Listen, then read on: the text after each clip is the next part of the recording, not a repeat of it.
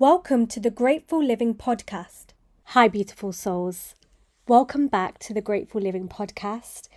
Something I've been reflecting on recently is how often we think we're being seen clearly by people, when actually we're being seen through the lens of their past experiences, fears, and their wounds. And that changes everything, because it means sometimes it's not that you're being misunderstood, it's that you're being misread. And those are two very different things. Every single person you interact with is not just responding to you as you are. They're responding to who you remind them of. They're responding to what they've been through. They're responding to the beliefs they already hold about people. There's a concept in psychology called psychological projection, which is essentially when someone takes their own internal fears, insecurities or past experiences and unconsciously places them onto someone else. So instead of seeing you clearly, they see a past version of you that fits their past. And there's confirmation bias, which means once someone has an idea about you, their brain will look for evidence to confirm it. So if someone believes people are untrustworthy, they will consciously or unconsciously look for reasons to see you in that way, even if that's not who you are. I think we've all experienced that. I recently experienced this in my own life too. There was a situation where assumptions were made about me, and those assumptions weren't actually true. And it really made me pause and reflect. Because what I realised was some people aren't responding to you in the present moment. They're responding to a version of you that exists in their mind. A version shaped by their expectations, their past experiences, and sometimes even their own fears. And in that moment, I realised this isn't actually about who I am. It's about what they expect from me. And once you start seeing the world through that lens, you begin to notice it everywhere, especially in relationships. I remember noticing this really clearly with someone I was seeing at the time. We'd been seeing each other on and off for a while, and I asked him a really simple question. I said, "How do you like to receive love?" And for me, that question came from a really genuine place. I'm someone who naturally gives words of affirmation, but I also understand that not everyone receives love in the same way. So I was asking because I wanted to meet him where he was at. I wanted to understand him better. But instead of it landing as care or curiosity, there was a hesitation, and I could feel it. It was like the question wasn't being received as genuine.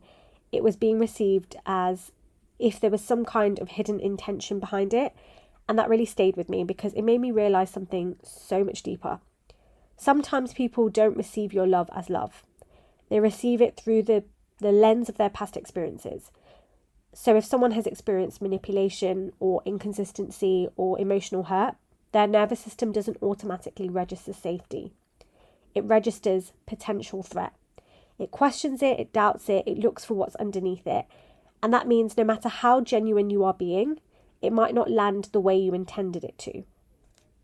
On another occasion, there was a moment where he needed support, and I stepped in because that's who I am.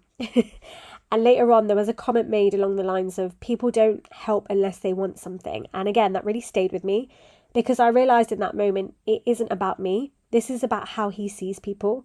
This is about what he's experienced before. And in his world, help comes with conditions. So even when it didn't, it was still being interpreted that way. And I think this is really important truth to sit with. You can be the most genuine, loving, supportive version of yourself, and it still won't be received that way by someone who expects people to hurt them. Not because you're doing anything wrong, but because of the lens they're seeing you through. And I want to say this as well. This doesn't make people bad, it makes them human. We all have lenses, we all have biases. We've all been shaped by our experiences. And I'm sure there are moments where I've done this too. Where I've interpreted someone's actions through my own past. So this isn't about blame, it's about awareness. But just because it's human doesn't mean it doesn't hurt, because there's something really painful about being genuine and having that genuineness questioned and being misunderstood. And the body feels that too, your nervous system feels that.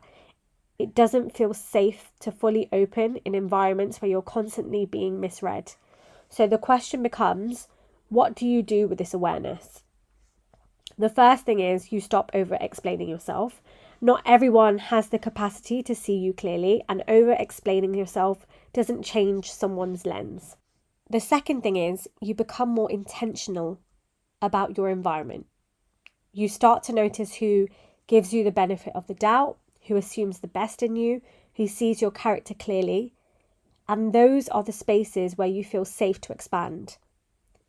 And the third thing is you stop taking everything personally, because not everything is actually about you. Sometimes it's about what you represent to someone else.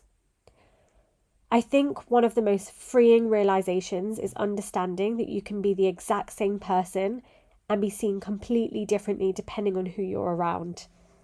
And that doesn't mean you need to change who you are. It just means you need to be intentional about where you place yourself and who you surround yourself with. Because you deserve to be in spaces where you don't have to prove your intentions. If this resonated with you, I'd love for you to share it or to send it to someone who needs it. And as always, take what resonates, leave what doesn't, and I'll speak to you in the next episode. Take good care. Thank you for listening to today's episode. Don't forget to follow us on Instagram at _the_grateful_living.